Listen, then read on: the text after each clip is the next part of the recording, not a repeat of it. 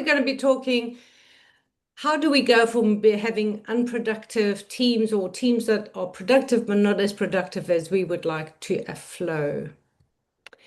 So I'm the author of a book called Why Teams Are Unproductive, and that came from a lot of work that I did with teams that I started collecting because I started to see more and more um, the similar kind of evidence around, which prompted me then to write a book about it. So when I speak to managers before I start working, or just as we start working, and I say to them, right, we're going to do all this work, what do you want?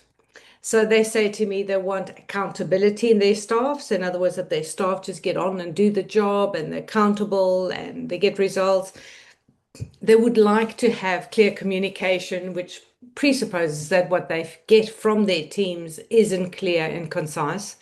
They would like their team to become more resilient to the stresses of the job, as well as being able to problem solve without having to constantly run to their team leader or to the actual manager. Obviously, they want more profit. Every single manager says that to me, and that's quite normal.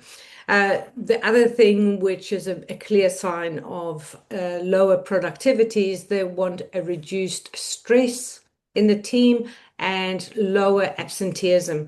So I always see as team turnovers. So in other words, if a lot of people are leaving and a lot of people are joining, that is a sign that this is an unproductive and stressed team. But another sign is the level of absenteeism. So if we can reduce the absenteeism, then that will indicate that the team is happy, loyal, and more resilient. And they would also like their staff to have practical solutions that work. So again, in their ideal life is that they've got teams that take ownership for the job, that are empowered, emancipated, and all that kind of stuff. So I think, okay, that's like a fair enough good list that a manager would want. So then I said to them, so what's actually happening right now? If that's what you want, I can imagine that that's not what you've got. So what is it that's happening right now? And what I get is that they feel overstretched, they feel overwhelmed, they're fighting fires, they are totally, exhausted. They feel that they've got staff who feel unmotivated. Their staff complain that they're not being valued. Productivity is obviously not going to be optimized. Profits are definitely compromised because of ineffective behavior between all of them and underperforming staff driven by stress and anxiety. And to a lot of managers, this seems to be a bit of a baffle. Like, I don't know why the team is like that. I have heard managers even give me reasons of what they think is going on, but they actually don't really know because most managers that I have this conversation with have not done any level of personal development. They haven't done any, and even some of them, in fairness, have done things like leadership development. And it's all a lot of theory without a lot of practice and a lot of hand holding for integrating. So this is something that I think is really, really quite the one of a big sort of culprit here is that they will be sent for 2 or 3 days, 4 days, a week leadership course, maybe intensive, maybe over months. But there's not a lot of accountability and holding hands in how do you take the theory that you've learned and integrate it.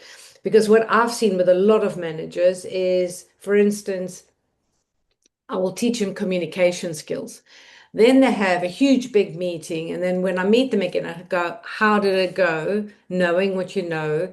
And, did you use any of the skills? And they would say to me things like, I could pick up some things, but it was just so much, it was difficult to track. And then I realized that I went unconscious and I don't know what they said. So they struggle. They found the theory was interesting and all that, but then they struggle to implement. And that's where the coaching part of what I do comes in, because I will then help managers integrate the new skills until it becomes a natural thing that they do. So when I say that they haven't been offered a lot of personal development and behavioral understanding, and I appreciate that they're not psychologists, but as a manager and a leader, there has to be a certain level of training given to leaders because that's the only thing that's fair. Otherwise, what happens is leaders come in and they inherit dysfunctional teams, and a team will only be dysfunctional because leadership wasn't functioning to start with. And that sometimes is hard to hear because leaders don't want to think that they're not efficient. Um, so when I go and I speak to the employees or to their teams, and I go, okay, this is not going to go further. I'm not going to go and say, oh, so and so said whatever. But I just want to get a feel for how they experience their team. And there have been the rare occasions where the leader can sit with the team and they can have an open conversation, but that's quite rare. So here's what I hear from the teams. They are overwhelmed. They've got overwhelming workload, like more than they can actually cope. It's almost like they say to me, the people on the top or the people above me have got no idea what they're asking for. And then we get threatened that if we don't perform, we will lose our jobs. And therefore, there's a lot of stress and there's a lot of worry and anxiety, fear of losing their positions. They feel unsafe to speak up and say, I can't do it, or hey, if you think that I can do it, come and show me how to do it, because obviously the way I'm doing it is not time efficient, is not, it's not efficient. I'm not getting the job done.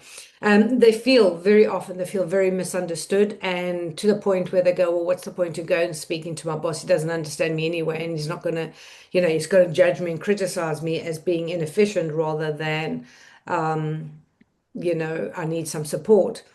They do feel under-resourced. There's a lot of high stress, low psychological safety. So it doesn't look very good. And when then I say, well, what do you want? If this is how you are, it sounds like what you and your manager are experiencing are similar, and yet also it sounds like we're in different companies here. So what do you want as people, as somebody in a team? What is it that you're looking for? And they want to feel confident and capable in what they're doing. They want to feel that they're being trusted, by their bosses. They want to be treated with dignity and respect. And this is the problem, is that, leaders don't maybe understand this, or maybe they're not even conscious of it. But when they are under stress, it comes over in their tone of their voice, and we're going to talk a little bit about that. But they want open communication rather than, hey, this is incognito, something's been said but not quite clearly, we don't really know. And again, working with teams, I've had them where they go into meetings and they come out and they go, we don't actually know what they want. They spoke for an hour, and it's quite interesting. With my one client, I said to her, do your best to write down as much as you can from what's been said. So when we had the coaching session, she was saying to me how everybody was like, the manager was being quite stressed and anxious and irate, and they're not getting results, and we've got to do this better, we've got to do this better, and this has to improve, and blah, blah, and it was that conversation, and everybody was like, oh gosh, what now? But she did what I asked, and she transcribed quite a lot of what was being said. And it was interesting because when I helped her interpret it, nothing was really said. So, it's like people saying things, we need better communication. And everybody's like, okay, and it's like, oh, this is not good enough. And this has to improve because this is having an impact. So we've got to learn to communicate better, blah, blah, blah. But nobody's actually saying, what does that mean? Better than what? Communicate in which way? Where is it that we're failing? What do we need to improve? And when one of the people that I was coaching actually challenged the speaker to say, okay, you said we need better communication. Can you please, for my sake, because I don't understand, explain to me what does that look like and what does that mean? And the guy just sat there like, I don't know, because they themselves don't know. And this is the kind of stuff that I'm talking about when we say that we don't have strong communication skills in the workplace, that people don't understand how behaviors, values, belief systems, fears translate in language and in behavior, and it causes problems and it causes lack of productivity, even though people seem to be working. So employees they want to be challenged, but they want it with a low stress. So they want their challenge to push them to do better, to push them to learn more without it making them feel like they're not good enough at this stage. And most of all, They want to feel appreciated and recognized. People want to be seen for what they do and who they are, and that what they do makes a difference. People unconsciously and consciously really need to feel that what I do, where I stand, my contribution makes a difference. Otherwise, there's a bit of a what's the point of me if there's nothing that this gives? So, this is a really important thing. And when employees tend to make them feel unappreciated and unrecognized, then it's almost like, what am I doing here? It causes such a deep, deep level of stress. So the real issue is that most leadership challenges are not performance issues. It's not that a person doesn't know how to write or type or put in data in or collect data or whatever their job is, the actual skill of their job. That's not where the issue is. It's the communication and the awareness issues that causes all the problems. It's all behavior. And this is why the CIPD has the famous saying of people don't leave jobs, they leave people. So they hire you for your skill, they fire you for your personality. So it comes back down to the same stuff over and over again. So miscommunication creates errors because they got the wrong agenda or they got the wrong instructions or they got the wrong memo. It causes a lot of frustration. It causes a lack of loyalty. Why should I be loyal? You don't respect me. You don't treat me well. You don't speak to me nicely. You need my help now. Oh, I'm sorry. That's not in my contract. I'm going home, type of thing. There's a lot of blame. It's not my fault, it's their fault, but I told that one and that one told this one, and you didn't tell me properly. And next time you should have done, and it just goes around and nobody wants to be accountable. There's a lot of silent resentment, and silent resentment is not a grounds for productivity and a happy team. And there's a lot of meetings about meetings.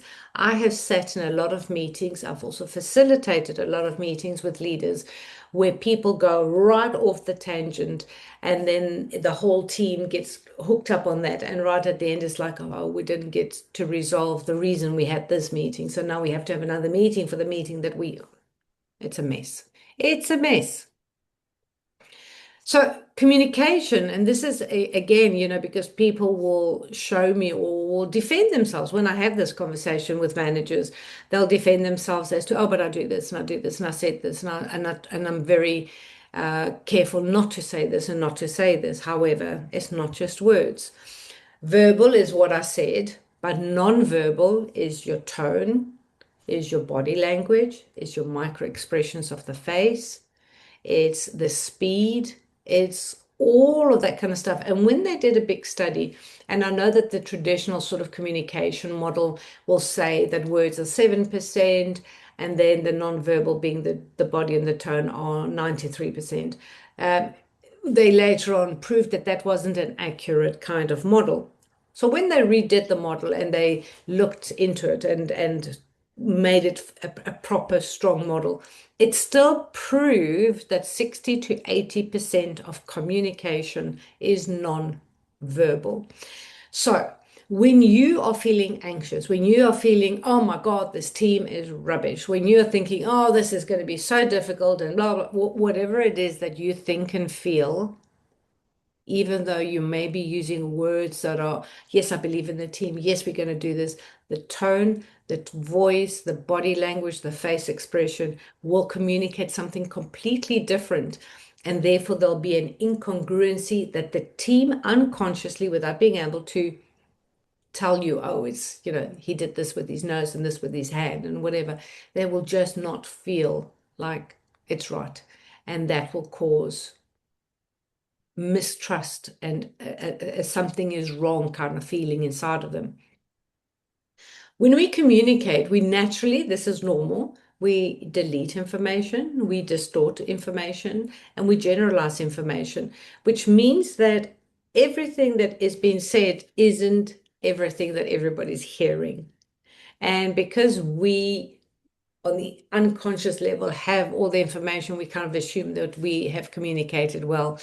And I've done this so many times in my trainings where I prove to people that it just doesn't land like this. People don't understand it that way. People don't hear it that way. And also, people can't retain information as well. And we play the famous broken telephone, where there I clearly demonstrate by using very simple paragraphs how people delete, distort, and generalize. And it makes them think about communication in a completely different tone because the experience is what lands in the behavior and not the theory. So every message becomes a version of a version. And that's why we've got to be very careful on how we communicate and how to communicate back so that people can go, yes, that's what I meant. So, yeah, this is the broken telephone in business. You say one thing, they hear another. The person that's receiving, they act on their version and their interpretation of what you said and what they think they heard. And unless you know exactly what's going on and you can bring a lot of awareness and consciousness to your communication, things go wrong very quickly.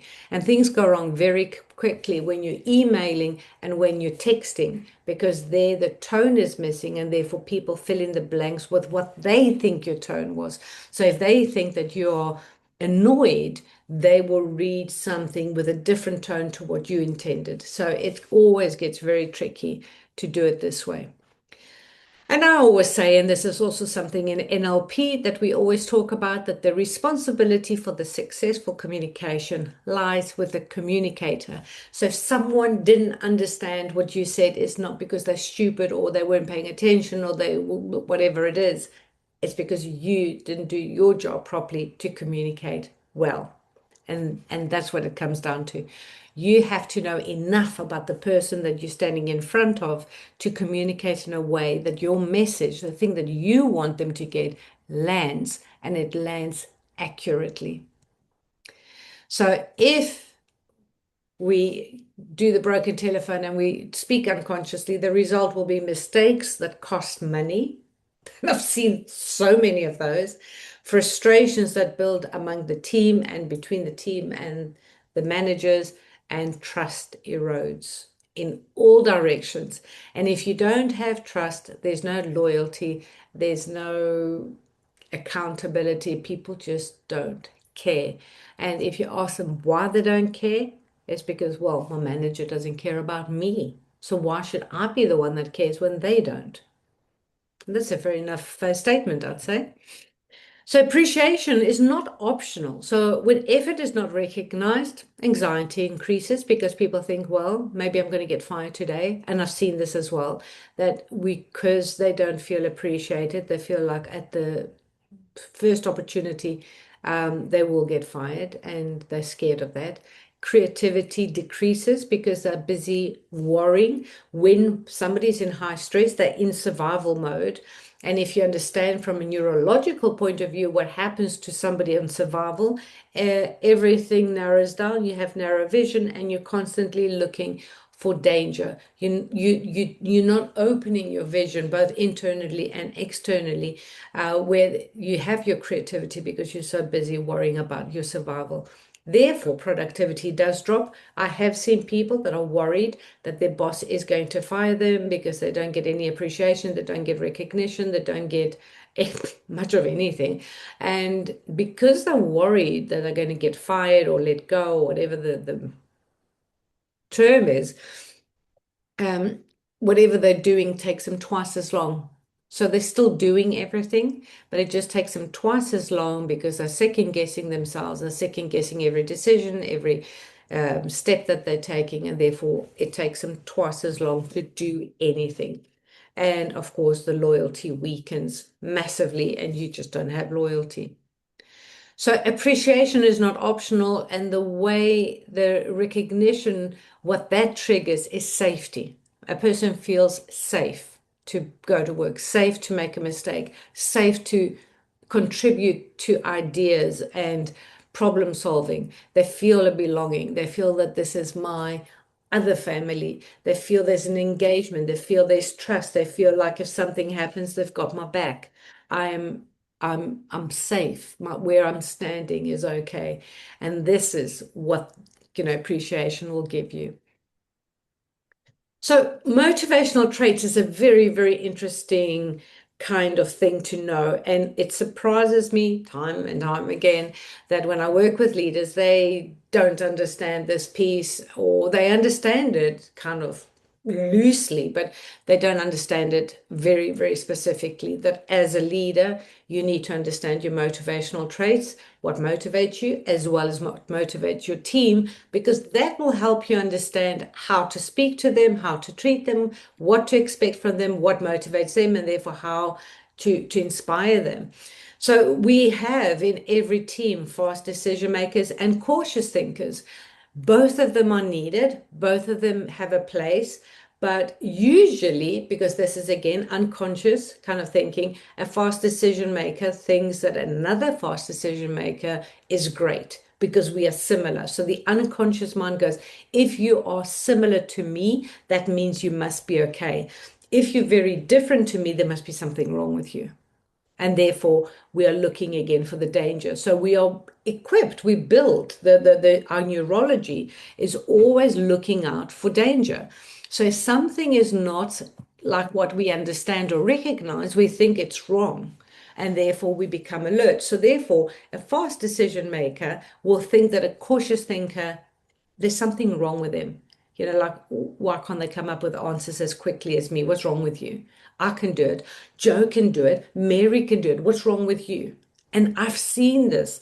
I've seen it where people will give that kind of decision making. For the same token, I've seen a cautious thinking kind of manager look at a team that has got a fast decision maker, like, what is wrong with you that you just jump in, that you don't spend time to really do your due diligence and make sure that everything is correct and whatever.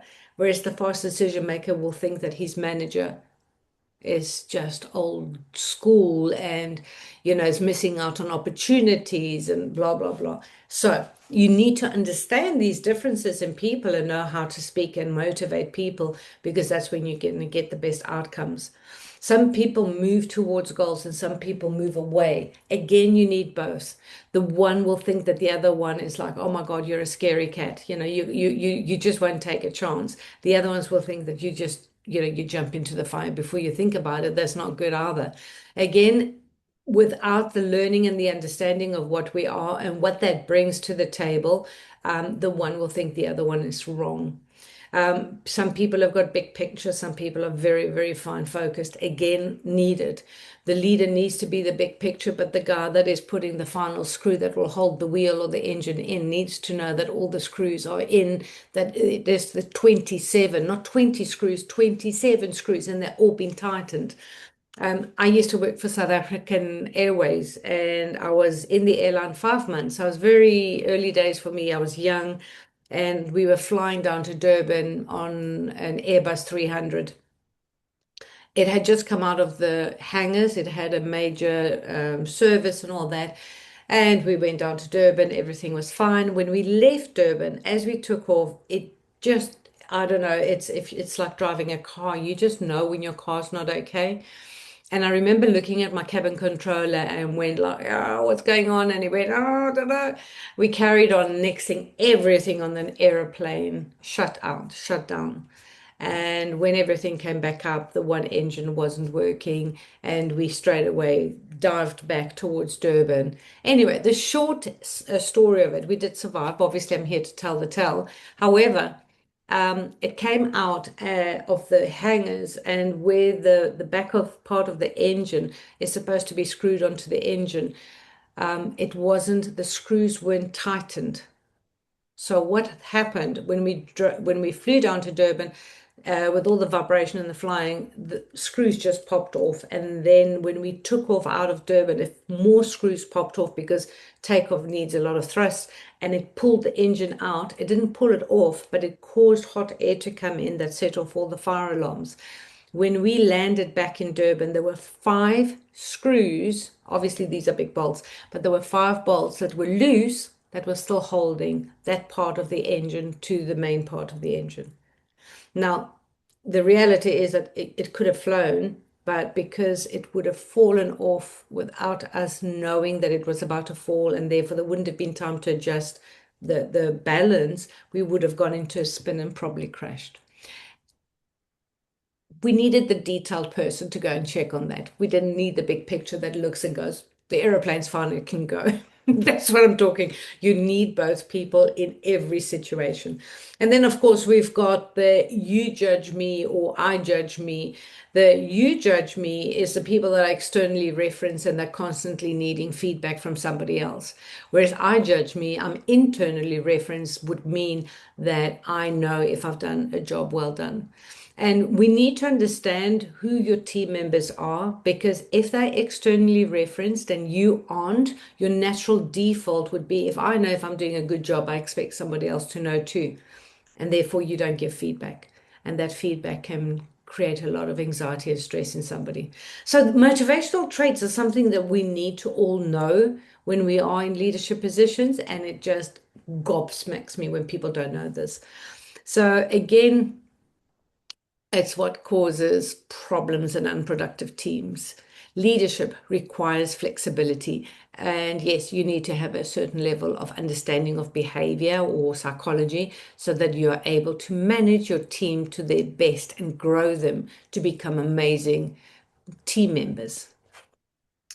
So the shift would be from being reactive management. In other words, when something happens, I'm playing tennis and I'm being reactive, somebody that I'm trying to control or constantly correcting my team, firefighting. And again, this is the kind of work I do when I see this kind of management. And people say to me, I can't help it. My team won't do this or my team do this, and therefore I have to take control. I have to correct. I have to firefight. I'm constantly firefighting. I can't be left alone to do my job. Blah, blah. I hear this all the time. So we want to take a team and the management. So we're not only working with the team, we're working with team and management to a high level of awareness, clarity between them, accountability, and therefore flow. That's the dream. So the outcome would be a leader who communicates clearly, understands human behavior, builds psychological safety, reduces the stress in the team, and increases performance sustainably. And we have then teams that take accountability, deliver consistently, and operate with confidence so that they can get the best version of themselves.